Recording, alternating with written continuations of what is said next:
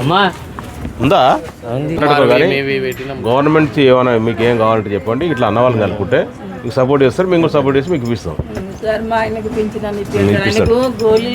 అదే పేపర్లో ఒకసారి అవి తీసుకుని ఏం వస్తలేవు నాకు మొత్తం స్ట్రీట్ లైట్లు ఏం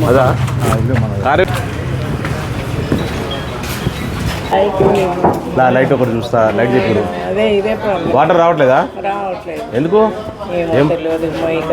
అంటే ఎన్ని గంటలు ఎంతసేపు వస్తుంది?